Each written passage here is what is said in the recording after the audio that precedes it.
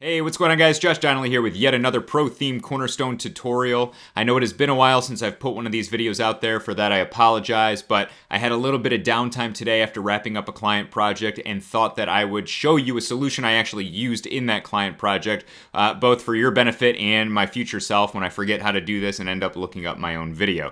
So, with all of that said, what we are going to do here is actually dive into how to create a custom events calendar completely in Pro with nothing more than our standard, or what I consider standard plugins, which is ACF Pro and CPT UI. So we don't need anything else and we can build this events calendar.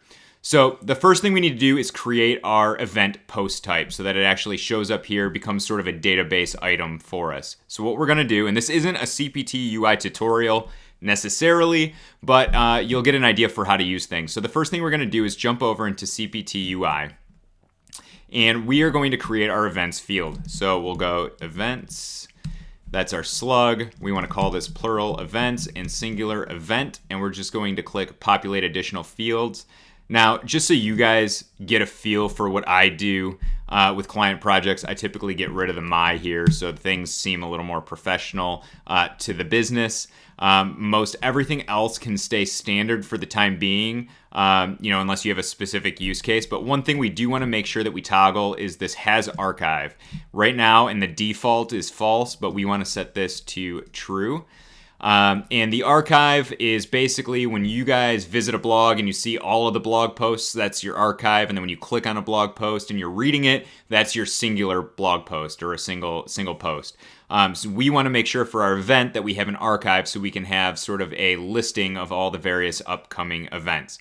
So that's pretty much it, right? So we give it we create the post type, we give it a slug, a plural, and a singular label. We make sure it has an archive, and then if we want to, we can also give it a menu icon. So you can actually click on this dash class name here, which opens up this, and we'll type in calendar, and we'll go ahead and just grab this and pop it in this field here. It'll actually confirm it for us, so you'll see a little calendar icon there. That looks good. And then I typically, because we want this to be a form for the clients, I typically turn off the editor. So we'll start with just the title and the featured image, and you'll see why I keep this around in a moment. And we'll go ahead and add our post type.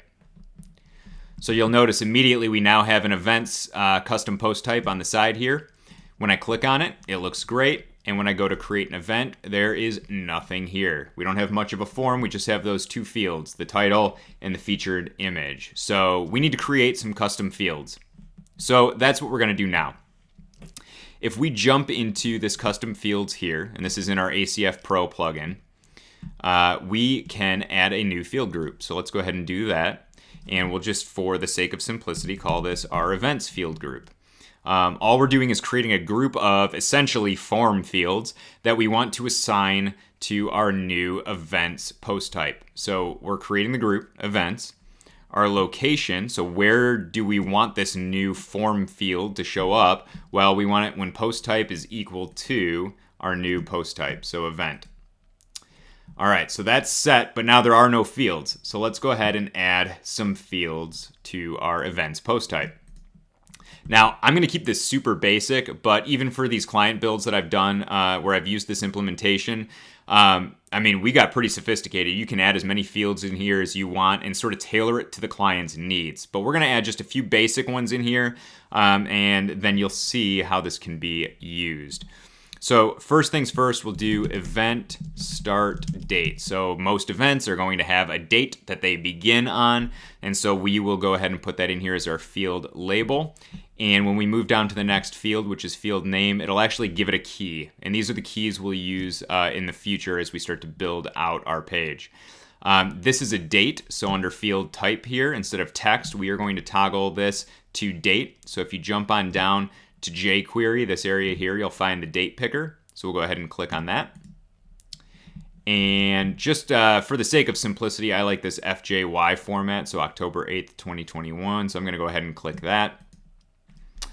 And then we can move on. So that's telling the system, the database, that this is the date that we are saying the event starts. The second thing we're going to add here is an image. So we'll call this the event thumbnail. Now this would be like, whatever graphic you want to include or that the client might want to include with this event.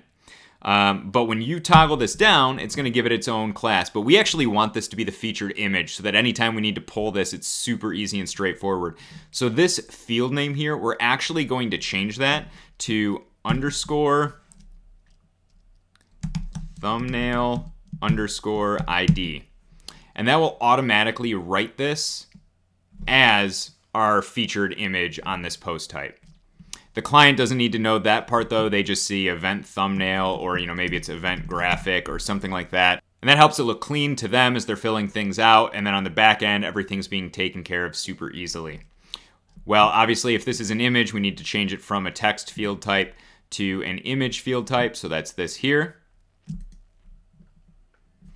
And in terms of preview, we'll just leave it 300 by 300. So I think everything's good to go here. Now, most events, you're going to have some sort of description.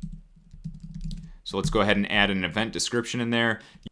You could allow your client to have access to the WYSIWYG editor. Proceed with caution. But I'm going to just make this a text area. So this is just basic text that they can pop in there as a description for the event. And then let's go ahead and add another field. Now, this is something I did for a client recently, so I'm going to include it just to show you sort of the power of some of the logic here.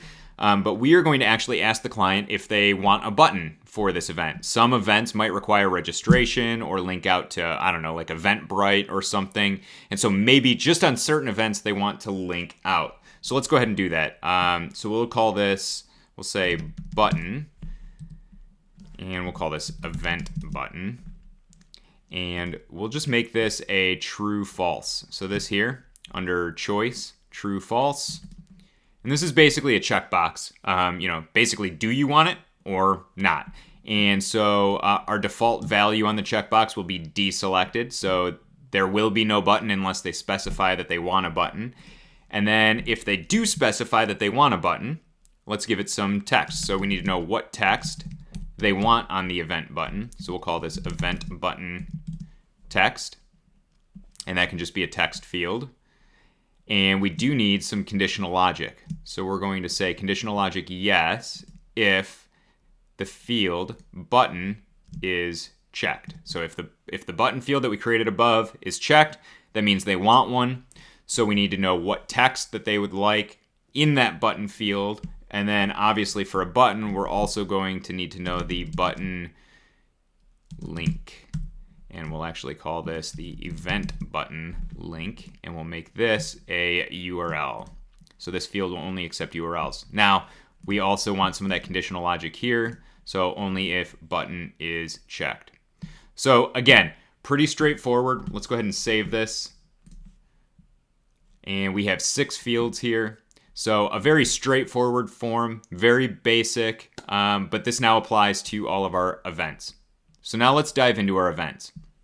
If we jump into our new post type here and we click events and now we click add new, you'll see we actually do have a form here now. So let's create our first event. This is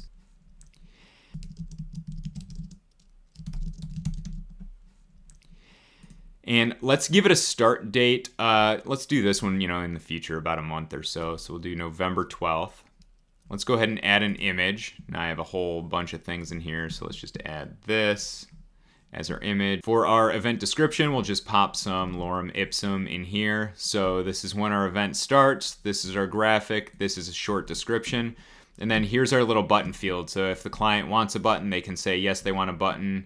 And they want this button to say register here. And they want the link to be Google, let's put 2 slashes in there, google.com. Now you'll notice I have an event graphic, but my featured image is empty over here.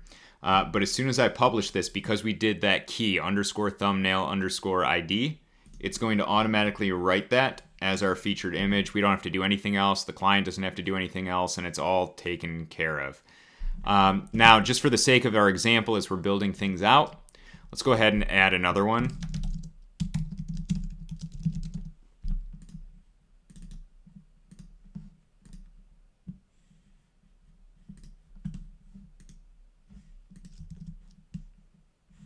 And on this one, we won't do a button. And so we'll see what those look like. And then let's add one more here.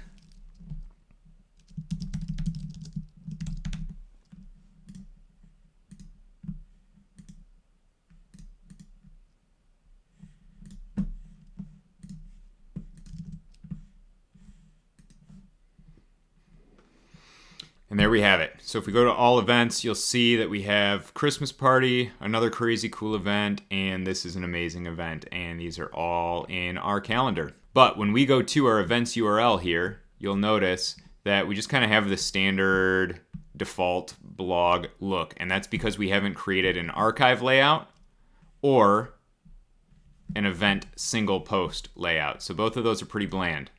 So let's begin customizing some of this. We're going to jump into Cornerstone, and we're going to go into our layout builder here. And you'll notice some of the other tutorials I've done in here, we got some of the layouts still in there, but we're going to go ahead and create a new layout.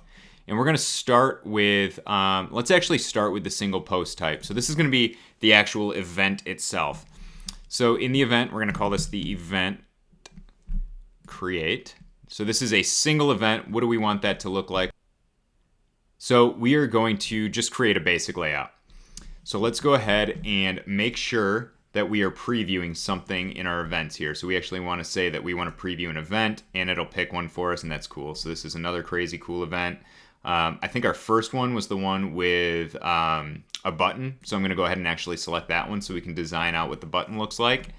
And let's click here, and we'll just go headline, and boom.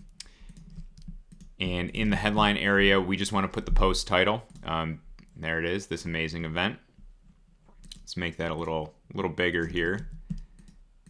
So here is our event title. And then we'll grab some text. And maybe this is our event. Let's make it a little bigger. And this will be our event description. So what we're going to do is search for ACF. Go into ACF post fields, and this will have all of our different fields that the client filled in. So you can see there's event description right there. Go ahead and grab that and make sure you hit the plus sign. So there we have it. This is an amazing new event. Here's the client's description. And then we can come in here and add a button. And again, you might want to style this a little more than what I'm doing here. I'm doing it pretty quickly. Add a little bit of margin there. Okay, so for the link on this button, we'll come in here to URL, okay, and we're going to click our little dynamic content button, get rid of the hash, and we're going to search for ACF again. We're going to come in here and under, again, ACF post field, we're going to select our button link that the client placed in there. So boom, and plus, and that adds it in. And then under where it says learn more here, we're going to go to our text area under text. And right here where it says learn more, we're going to delete that, grab our dynamic content, search for ACF, and put in our button text. Perfect. But now what happens if the client didn't select a button? Well, then what we want to do, so we're creating sort of this master template for what events look like. We're going to click on the button. We're going to come down to customize here. We're going to go ahead and click on that. And under conditions, right here, under conditions, we are going to set a condition where the string, ACF, post field, button. So basically, we only want to show this button if the field button is 1. So what I'm going to do is actually view the one that didn't have a button. So I'm going to come in here and go to our Christmas party event. And you'll see right now it's showing the button. And that's because we have element conditions set to ignore. But if I go ahead and say, no, I want you to respect the conditions that we have in place, you'll notice it's gone. So now if we go Christmas party back to our amazing event, there's the button. And then let's go ahead and put in our featured image. So we'll just go ahead and put an image in here. boom, boom, and boom. So it grabs the featured image. This is an amazing event. Description. Let's go ahead and see what this looks like on a different one. And there we have it. So it's updating, it's formatting, it's doing what I want to do with the data. So let's go ahead and save that. And then we do need to make sure that under settings here that we actually apply this. So we are going to click on the gear, and under assignment conditions, we are going to add a condition that we want this to show up on the post type that is equal to, so is equal to event. So now this is assigned to our event. So let's see what that means. So here we are on our events archive, and everything looks exactly the same. But when I click on the Christmas party here, there's our new layout. So it is assigned. All right, so we have an event. Now we need to clean up our event archive here. So let's go ahead and do that. We're going to jump back over to our layout builder, and we are going to create another layout, and we'll call this one our events. And we need to make sure that we select type is archive, and we're going to go ahead and create that. And then what we need to do here is just actually direct the builder to what we're trying to do. It obviously has no idea what we are actually building when we say we want to build an archive, so we need to direct it. So we are going to say post type is event, and now it kind of knows what it's working with. So now we need to create this. So we're going to go ahead and create it from scratch. Now, typically in the archive builder, there is already a looper in place. So you don't need to set a looper. You can just set a consumer and begin displaying content. But we actually need this to be somewhat custom for our events because we want to specifically order these events not by their publish date, because if we jump back and look at our events, their publish date is all today as I'm posting this, right? But that's not correct. We want to sort them in order like you would with an events calendar by their event start date. So there's a couple custom things that we need to do here. The first thing we're going to do is on the section, we're going to come over to customize, and we're going to create a looper provider, and we're going to use the query string. Typically, you use the query builder, but we're going to go ahead and use the query string. Now, in the query string, and I'm going to post this in the video description below, but in the query string here, we basically want to give it all the details. So we're going to say, all right, we want you to query or pull post types or post type that equal events. Okay, so that's good. And order by, so typically it would order them by the publish date or the post date, but we want to order them by a meta value, and we need to specify what that meta value is. So we are going to include a meta key equals, and then what we want to grab is this first part here, so this event start date. So if you don't remember what it was, you can jump back over to your ACF events and look, event start date, the key is event start date, so event underscore start underscore date. So let's come in here and say, okay, so we're going to order by meta value and meta key equals event underscore start underscore date. So now we want to order these. So our order equals ascending or descending or whatever you choose. But for the sake of a calendar, you would want it to be starting today and going into the future. So it's going to ascend in its date. So let's start with this here. This is our initial query to pull things in. And let's go ahead and create a little events calendar here. So we're going to create a consumer on this first item. So now we have a consumer. I'm going to go ahead and just get rid of those. So we have our consumer here. Let's grab, let's do a div here. And that div will be setup, advanced, background layers. We're going to do a background image. Actually, let's make this an image element. And it's going to be set to the featured image. So there's our first event. And then we want to grab, let's just do a headline. So we'll say the title. This is just an easy way to do it. So I'm going to grab the title, and I'm going to throw that in there. And now we're starting to get things together, albeit pretty ugly here. I actually want that title to be down a notch, so not in the div, but in the column. And I want the div to be up top. There we go. And let's make this a little bit smaller. Just make it like 2, something like that. And just because the margin's bothering me a lot, we'll do something like that. So here we have this event. Looks all right. Not great. Add some padding to it maybe. Maybe that'll look better. All right, there we go. We got a little event card here, and that's cool. Now, in this div, right now it looks great in the builder, but there's no height specified, which is why you don't see anything over here. So I did this just so that half the time clients never upload the right file size, so things vary. So here I can kind of specify, even if they upload a larger file, I can just kind of crop it. So I'm basically going to give this div a height of, and I'm making it up, 300 maybe? Boom. All right, let's do 150. Give it a nice rectangle. There we go. All right, so now we have them. They're equal height, even though they're not necessarily equal image heights. And we'll go ahead and save this. And then let's actually put our, we're just going to put a text field in here. And we're going to say start date. And then we'll just pull through our ACF post field. So what's our event start date? Boom. Boom.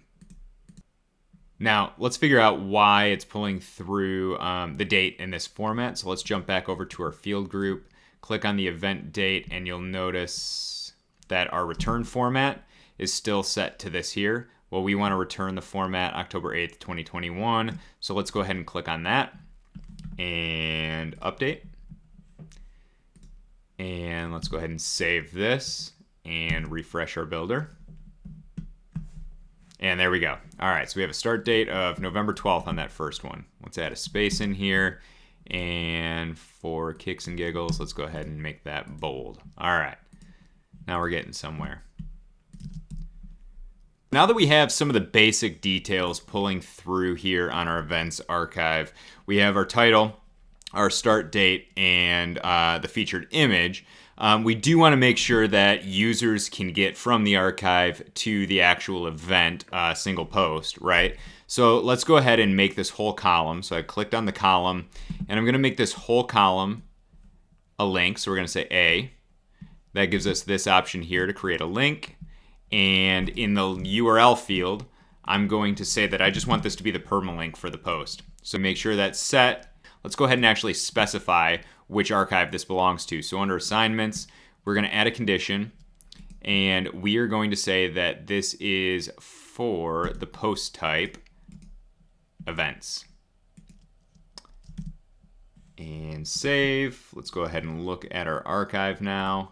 And there we are. So you'll remember we started here, and then now we have something like this.